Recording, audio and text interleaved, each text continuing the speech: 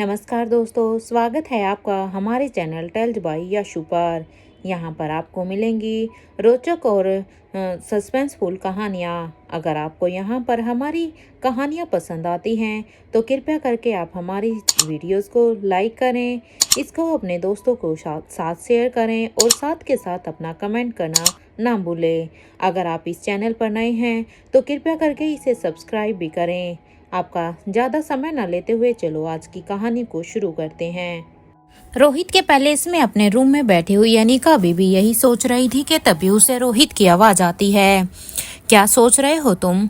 तो क्या सोच रही हो अनिका तुम? क्या कोई बात है? रोहित के इस सवाल पर अब अनिका कहती है कि मिस्टर मारवा, अगर मैं आपसे कुछ पूछूंगी तो क्या आप मुझे सच सच उस बात का जवाब देंगे?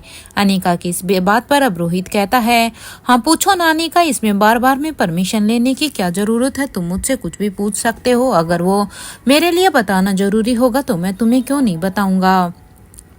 रोहित की इस बात पर अब अनिका कहती है कि आपका राजमहल से क्या रिश्ता है? आखिर क्यों आप राजमहल को प्रोटेक्ट करने के लिए अपनी भी जान की परवाह नहीं करते हैं? अनिका ने सीधे सीधे ही रोहित से राजमहल से रिलेटेड उसका रिश्ता पूछ लिया था, क्योंकि अनिका ये साफ साफ देख चुकी थी कि जब भी राजमहल को बचाने की बारी आती थी या फिर यहाँ पर, क्योंकि जब पीछे कंडीशन आई थी कि जब तीनों ही जगह पर एकदम से राजीव गुलेरिया ने हमला करने की प्लानिंग बनाई थी तो उस समय भी रोहित ने राजमहल को ही चुना था। इसलिए तब से लेकर अब तक अनिका के मन में सिर्फ एक ये संदेह था कि आखिर क्या बात है। लेकिन जब अनिका किंग के पास थी तो अनिका ने तब भी किंग से भी पूछने की कोशिश की थी, लेकिन किंग ने भी उस समय उसकी बातों को टाल दिया था। इसलिए अब अनिका सीधे सीधे ही रोहित से अपने मन में उठ रहे सवाल को पूछती है। अनिका की इस बात पर अब रोहित जवाब देता है कि अभी मैं तुमसे इतना ही कहूंगा कि राजमहल के सिर्फ मुझ पर ही नहीं बल्कि तुम पर भी बहुत सारे उपकार हैं अनिका। अभी के लिए मैं बस तुम्हें इतना ही कहूंगा, बाकी तुम इसके बारे में स्वाति माँ से पूछ सकती हो, क्योंकि अभी मैं तुम्हें इसके बारे में कुछ नहीं बता सकता। लेकिन हाँ, मैं बस इतना जानता हूँ, जब तुम्हें उन उपकारों के बारे में पता चलेगा ना तो तब तुम भी राजमहल के बारे में वैसे ही सोचोगी जैसे मैं सोचता हूँ। फिर तुम भी अपनी जान से ज्यादा प्रायोरिटी पर बस राजमहल को ही रखोगी। रोहित की ये बात सुनकर अब अनिका भी हाँ में अपना सिर हिला देती है। वो रोहित की कंडीशन को अच्छे से समझ रही थी कि अगर शायद ये मिस्टर मारवा के लिए ये बताना इतना आसान होता तो वो मुझे जरूर इसके बारे में बता सकते। शायद ये बात मिस्टर मारवा भी मुझे नहीं बता सकते हैं। इसलिए अनिका भी बस हाँ में अपना सिर हिलाती है और फिर वो सामने टाइम देखती है तो वो कहती है, ओके मिस्टर मारवा, मुझे लगता है कि अब हमें यहाँ से चलना चाहिए। नीचे सब डिनर के लिए वेट कर ही रहे होंगे। वैसे भी आज सबने प्लान किया था कि डिनर एक साथ करेंगे। टाइम बहुत हो गया है, हमें बातों बातों में पता ही नहीं चला कि इतना टाइम हो गया। अनिका की बात सुनकर अब रोहित कहता है, ठीक है अनिका चलो। रोहित की ये बात सुनते ही अब अनिका भी जल्दी से रोहित के साथ अपने रूम से निकलकर नीचे की तरफ जाने लगती है। कुछ ही देर में वहां पर टेबल के पास पहुंच जाते हैं। करण गुलेरिया अब सभी को डाइनिंग टेबल पर बैठने के लिए कहते हैं। कुछ ही देर में वहां पर सभी बैठ जाते हैं। डिनर करते हुए ही अब रिया अपने डैड से कहती है, डैड क्या हमारे साथ कल दादी माँ और बड़ी मामी भी चल सकती हैं क्या? क्योंकि रिया यहाँ पर उन्हें राजमहल में लेकर जाने की परमिशन मांग रही थी। रिया के इस सवाल पर अब रोहित उसे सीधा ही मना कर देता है। रोहित अब रिया से कहता है, बिल्कुल नहीं, इनफैक्ट आप भी वहाँ पर सिर्फ कुछ वक्त के लिए ही जा रही हैं।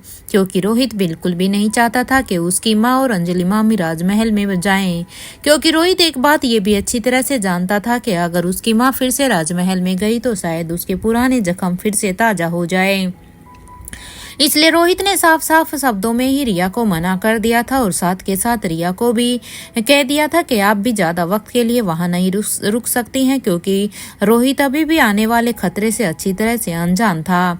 और कुछ ही देर के बाद आप अपनी बड़ी मौसी के साथ जल्दी ही रिया यहाँ पर वापिस से ही महल में आ जाएंगी।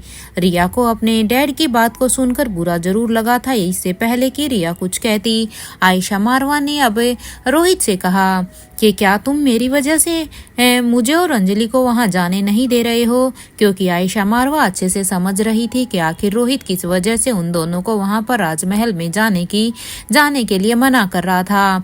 क्योंकि आयशा मारवा भी उस बात को अच्छी तरह से जानती थी। जब से उसे पता चला था कि वो पेरिस में है, तब से ही उसे अपने उन बीते दिनों की याद आने लगी थी। और अगर वो राजमहल में जाती तब तो पता नहीं उसके दिल के कितने ही टुकड़े होते, वो कैसे उसके पुराने घाव फिर से जख्मों में बदल जाते। लेकिन अब वो अपनी पोती की ऐसी हालत देखकर अब आयशा मारवा फिर से रोहित से सवाल पूछती है कि आखिर तुम हमारी वजह से ही ऐसा कर रहे हो क्या? बेटा, हम तो सिर्फ राजमहल ही जा रहे हैं, तुम अगर चाहो तो हम राजमहल से बाहर भी नहीं निकलेंगे। अपनी माँ की बात को सुनकर अब रोहित कुछ कहने ही वाला था कि तभी मयूर गुलेरिया कहता है, तुम टेंशन मत लो मिस्टर रोहित, मैं भी इनके साथ ही तो जाऊंगा, इनकी प्रोटेक्शन की पूरी जिम्मेदारी मेरी है। मयूर की बात को सुनकर अब रोहित कुछ देर तो खामोश रहता है, लेकिन वो फिर भी मना कर देता है, क्योंकि अपनी माँ को लेकर रोहित किसी भी बात का कोई भी रिस्क नहीं लेना चाहता था। रोहित का ये रिएक्शन देखकर अब सभी अनिका की तरफ ही देख रहे थे, क्योंकि अब सबकी उम्मीद सिर्फ अनिका के ऊपर ही थी कि अगर रोहित किसी चीज के लिए मना कर रहे हैं तो सिर्फ एक अनिका ही है जो रोहित को अभी मना सकती है, क्योंकि वो सब जानते थे कि रोहित अनिका की किसी भी बात को मना नहीं करेगा।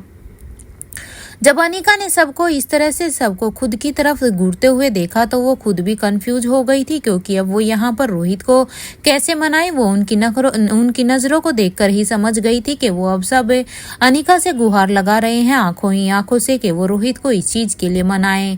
लेकिन अनिका जानती थी कि रोहित जो कर रहा है वो सबकी सेफ्टी को लेकर ही कर रहा है, क्योंकि कहीं ना कहीं अनिका भी रोहित के डर को और उसकी सिक्योरिटी को अच्छी तरह से जान रही थी। लेकिन यहाँ आयशा मारवा और अंजलि मामी की बात भी तो सही थी। अनिका अब रोहित से कहती है कि जाने दो ना मिस्टर मारवा, बस कुछ देर ही तो बात है, वो सभी वहां जाकर सभी से मिलकर वापिस आ जाएंगे और आप टेंशन मत लो, वहां पर तो कैलाश अंकल भी हैं और उनके आदमी भी वहीं पर ही होंगे, तो इनकी सेफ्टी में किसी भी तरह की कोई भी बाधा नहीं आएगी, इन्हें वहां पर कोई भी नुकसान नहीं होगा।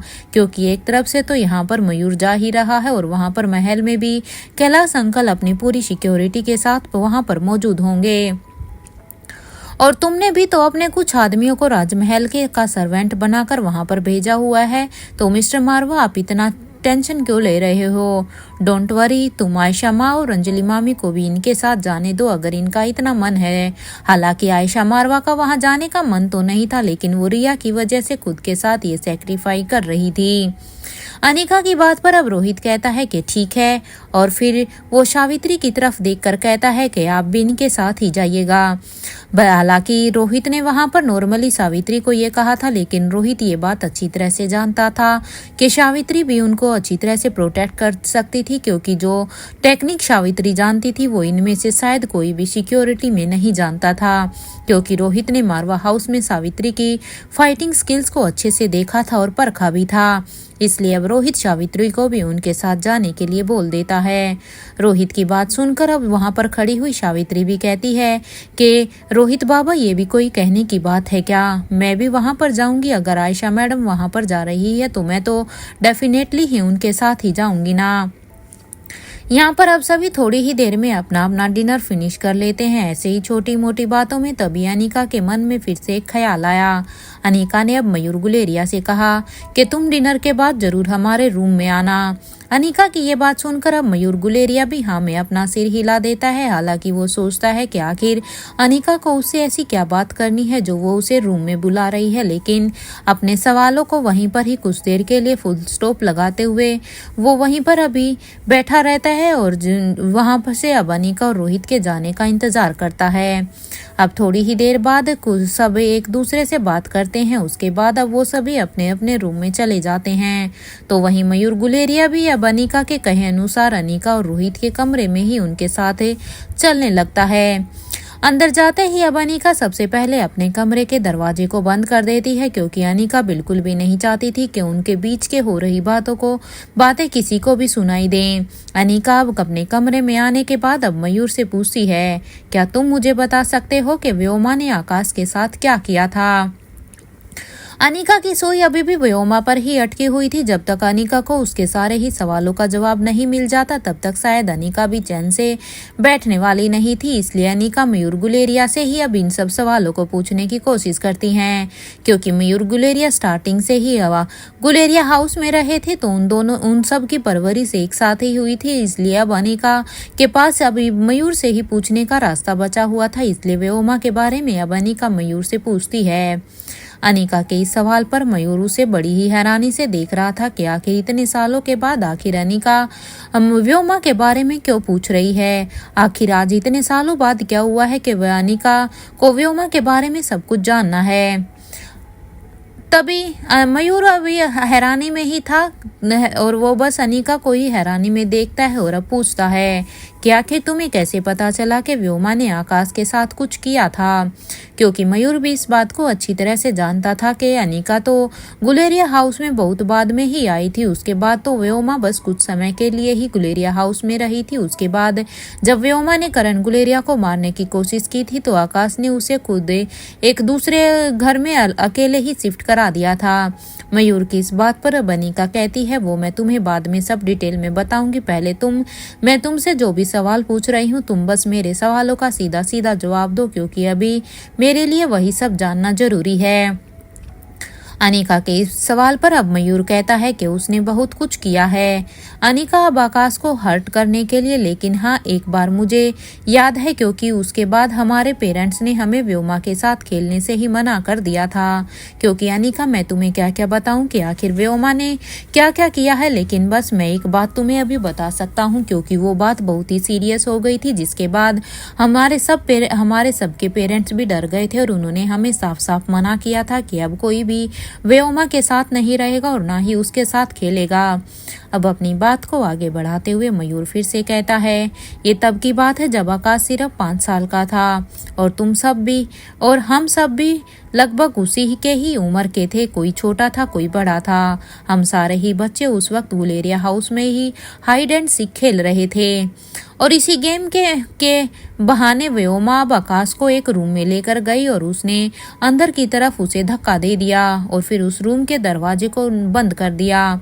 वहां आकाश अंदर से दरवाजा खोलने के लिए आवाज देता रहा, लेकिन व्योमा ने दरवाजे को खोला ही नहीं और फिर व्योमा ने हम सब से भी कहा कि अब आकाश हमारे साथ नहीं खेलेगा, क्योंकि व्योमा वहां पर आकाश को एक कमरे में बंद करके आ गई थी जहां पर आकाश चिल्लाए ही जा रहा था वहां पर हेल्प के लिए। लेकिन व्योमा हमें नीचे आकर फिर से कहती है कि अब वो हमारे साथ नहीं खेलेगा। उसकी बात को मानकर हम सब ने भी फिर से अपने गेम को शुरू कर लिया, क्योंकि हम खुद बच्चे थे। हमने भी उस बात पर ज्यादा ध्यान नहीं दिया कि आखिर आकाश हम सब के साथ क्यों नहीं खेलना चाहता। 2 घंटे के बाद जब शारदा आंटी आकाश को ढूंढने लगी तब हमें पता चला था कि आकाश अपने रूम में है ही नहीं। जब शारदा आंटी को आकाश उसके कमरे में नहीं मिला तो वो फिर हम सबसे पूछने लगी। जब हमें आकाश कहीं पर भी नहीं मिला तब हम सब लोग आकाश को ढूंढ ही रहे थे कि तभी सबकी नजर सामने से आ रहे राजीव चाचा पर गई थी, जो कि अपने ही रूम की तरफ जा रहे थे।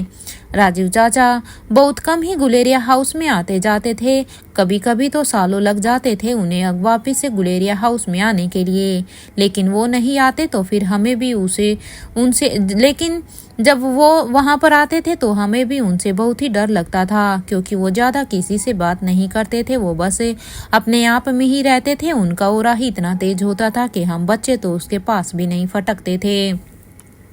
राजीव चाचा के तो नाम से ही हम सब डरते थे। अब अपनी बात को आगे बढ़ाते हुए अब मयूर कहता है कि सभी लोग आकाश को ढूंढ ही रहे थे कि तभी सबके कानों में एक आवाज आई, what the hell is this? आखिर इस बच्चे को मेरे रूम में किसने बंद किया?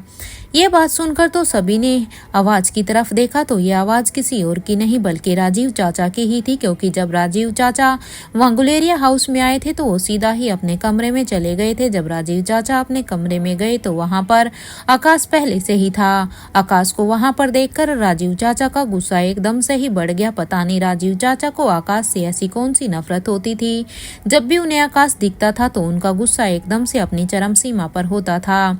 जब राजीव चाचा इस तरह से चिल्ला रहे थे तो फिर हम सभी भी भागते हुए अब उनके पास पहुंच जाते हैं और हमने देखा कि आकाश जमीन पर वहां पर गिरा हुआ था और वो सांस भी नहीं ले पा रहा था, क्योंकि लगता है उसे किसी ने बंद कर दिया था और जिसकी वजह से वो वहां पर हेल्प करके कब पानी की भूख और प्यास के मारे वहां पर बेहोश हो गया था, किसी को भी पता नहीं चला। वो तुम तो जानते ही हो ना कि अनिका की आकाश को ऑर्चिड के फ्लावर से एलर्जी है और वहां पर करण अंकल ने पूरे ही गुलेरिया हाउस से ही उन्हें निकलवा दिया था, लेकिन बस एक राजीव अंकल के ही रूम में जहां पर हर रोज सर्वेंट साफ सफाई करने के बाद उस रूम के सारे ही फ्लावर वास में ऑर्चिड के फ्लावर को रख देते थे। हालांकि ये बात अलग है कि राजीव चाचा कई सालों में भी गुलेरिया हाउस आते थे, कई बार महीनों में, कई बार कई दिन में, इसलिए नौकरों को भी उनसे बहुत ही डर लगता था। उन्हें भी नहीं पता होता था कि राजीव चाचा कब गुलेरिया हाउस में आ जाएं, इसलिए वो डेली ही उन्हें बिना किसी शिकायत का मौका दिए जब वो उनके कमरे की साफ सफाई करते थे तभी ही वो उन पुराने फूलों को रिप्लेस करके उनमें फ्रेश फ्लावर को डाल देते थे, क्योंकि राजीव चाचा को ऑर्चिड के फ्लावर बहुत ही पसंद थे और आकाश को उन्हें फ्लावर से एलर्जी थी, इसलिए आकाश चीखते ही वहां पर बेहोश हो गया था और उसे तो सांस भी मुश्किल से आ रही थी। ऐसा लग रहा था जैसे उसके अंदर प्राण ही नहीं बचे। उस वक्त राजीव चाचा ने जल्दी से आकाश को अपनी गोद में उठा लिया और फिर वो अपने रूम से जल्दी से निकलकर आकाश को उसके रूम में लेकर चले गए थे और फिर वो जल्दी से आकाश को होश में लाने की कोशिश करने लगे, क्योंकि वो भी अच्छी तरह से जानते थे कि आकाश को उन फूलों से एलर्जी थी।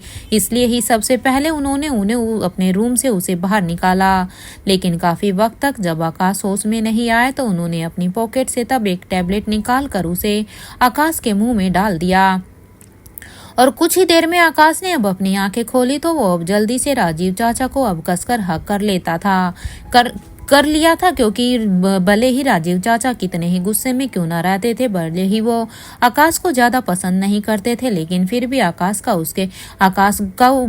भाई का उसके साथ एक अट्रैक्शन था और जब वो उसकी गोद में थे तो तभी उन्होंने होश में आते ही सबसे पहले राजीव चाचा को हक किया था। भले ही राजीव चाचा उस वक्त आकाश को खुद से दूर कर रहे थे, लेकिन आकाश ने उन्हें नहीं छोड़ा था। वो एक जिद्दी बच्चे की तरह उन्हें बस हक किए जा रहा था। आकाश को अब ऐसे ही छोड़कर राजीव चाचा ने सबसे पूछा कि पूरा गुलेरिया परिवार जानता है कि इसे मेरे रूम में नहीं जाने देना, तो ये बच्चा वहां पर कैसे पहुंचा? क्या कोई मुझे बताएगा? राजीव के इस सवाल पर अब सभी की नजरें नीचे हो गई थी, क्योंकि इस बात का जवाब तो किसी के भी पास नहीं था कि आखिर आकाश जो खुद 5 साल का था वो उसके रूम में कैसे गया। राजीव ने फिर आकाश से पूछा कि तुम मुझे बताओगे कि तुम मेरे रूम में क्या करने के लिए गए थे? कितने बार मैं तुम्हें मना कर चुका हूँ कि मेरे रूम में जाने की तुम्हें जरूरत नहीं है, फिर भी तुम मेरे रूम में गए। क्या तुम्हें आराम से समझ में नहीं आता? लगता है तुम्हारी शरारतें कुछ ज्यादा ही दिन पर दिन बढ़ती जा रही है। तुम्हें जो चीज मना करने के लिए बोली जाती है तुम बस वही करते हो, जबकि तुम खुद भी जानते हो कि तुम्हारा मेरे रूम में जाना मना है। राजीव गुलेरिया की ये बात सुनकर अब आकाश ने धीरे धीरे से उनके कान में कहा कि अंकल मैं खुद आपके कमरे में नहीं गया था, मुझे व्योमा वहां पर खेल में लेकर गई थी और उसने फिर मुझे अंदर की तरफ धक्का दिया और आपके दरवाजे को बाहर से लॉक कर दिया। आकाश की ये बात सुनकर अब राजीव शारदा से कहता है कि जितनी जल्दी हो सके इसके बाप को बुलाओ। आखिर कहाँ है वो? अगर वो एक बच्चे की जिम्मेदारी नहीं ले सकता तो फिर उसे यहाँ पर रखने की जरूरत ही क्या है? क्योंकि राजीव ये जानता था कि वो अब इस छोटे से बच्चे पर तो और ज्यादा गुस्सा नहीं कर सकता था, इसलिए उसने तभी शारदा को कहकर आकाश के बाप यानी कि करण को बुलाने के लिए कहा। राजीव गुलेरिया की इस बात पर शारदा कहती है पहले ही फोन कर दिया गया था, शायद वो आते ही होंगे। शारदा की बात को सुनकर राजीव नीचे अब व्योमा से बात करने के लिए जा ही रहा था, तभी उसे एहसास हुआ था कि आकाश ने अभी भी उसे कसकर पकड़ लिया था। राजीव ने अब आकाश को अपनी गोद में उठाकर उसे नीचे ग्राउंड फ्लोर पर आते हुए ही व्योमा को वहां पर घूर कर देख रहा था और जब वो व्योमा के पास आया तो व्योमा भी उसको देखकर एक पल के लिए तो सहम गई थी, क्योंकि व्योमा भी राजीव गुलेरिया से बहुत ही डरती थी।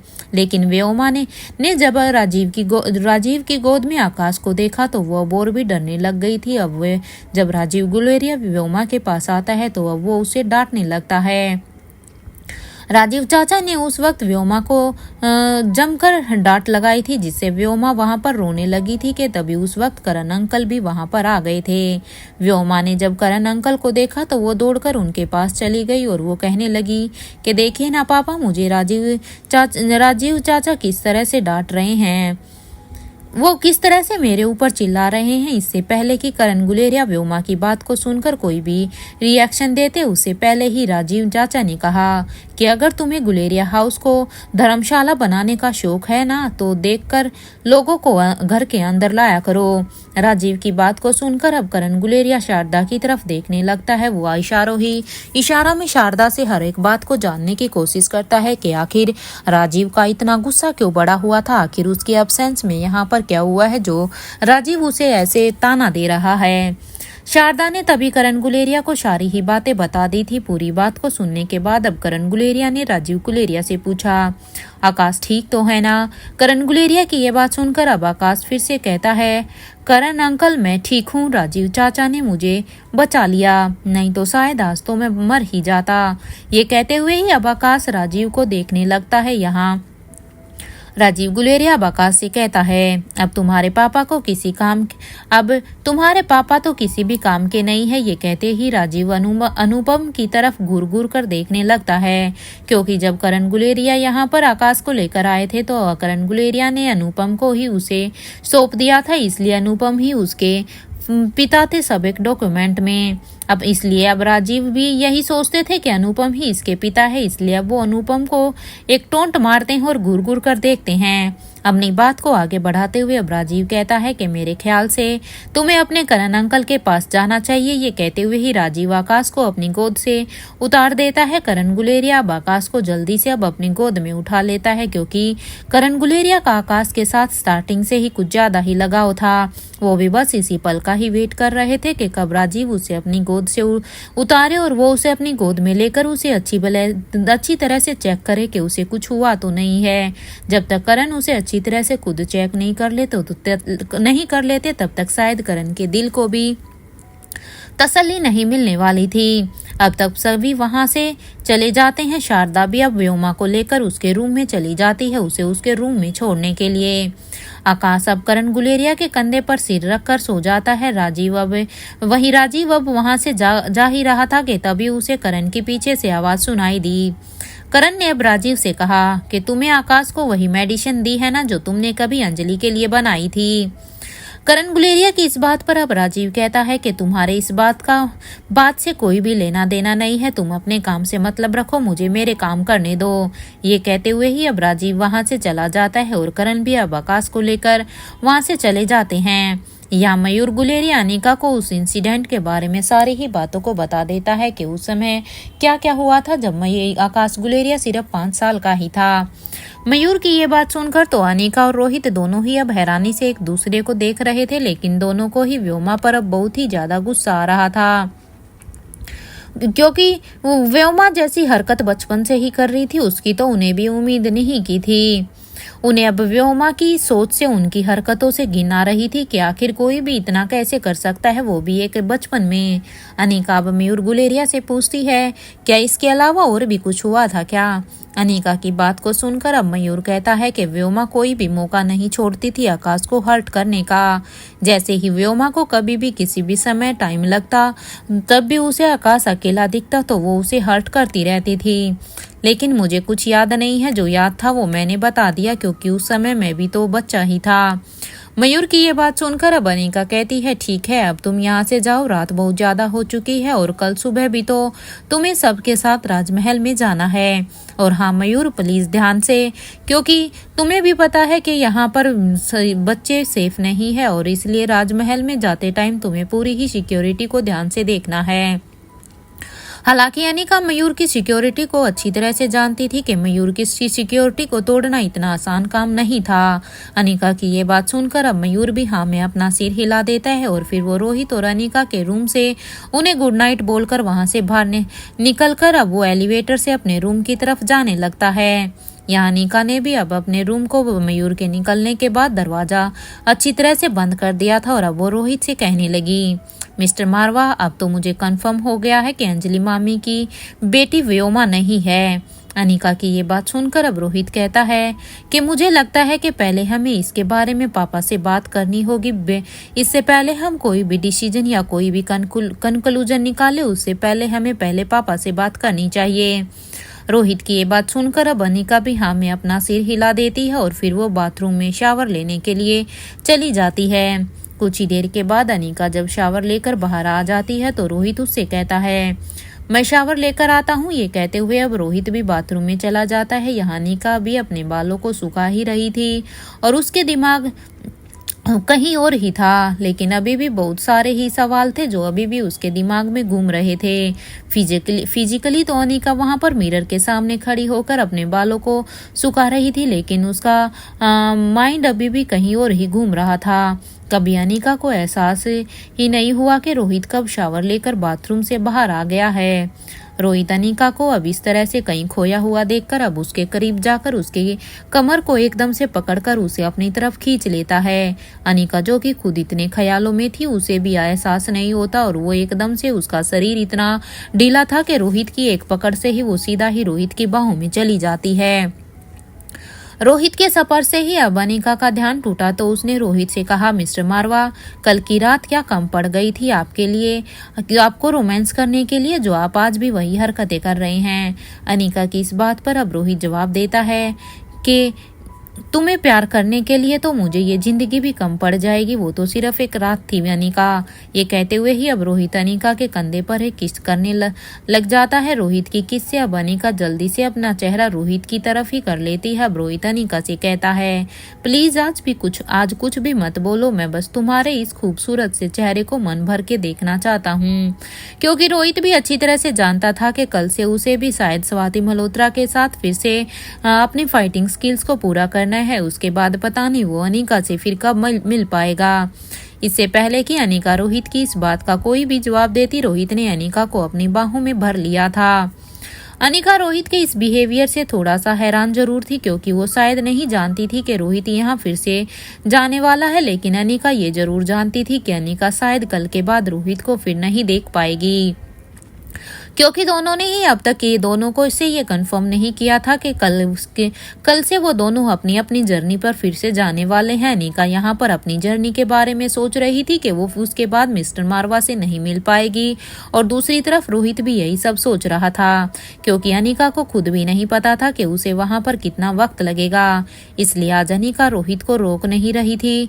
कुछ ही देर तक एक दूसरे की बाहों में ही दोनों एक दूसरे की ही सांसों को महसूस कर रहे थे, एक दूसरे की धड़कनों को सुन रहे थे। रोहित ने थोड़ी ही देर के बाद अनिका को अपनी बाहों से आजाद किया और फिर एक बार फिर से अनिका के चेहरे को बड़े ही ध्यान से देखने लगा।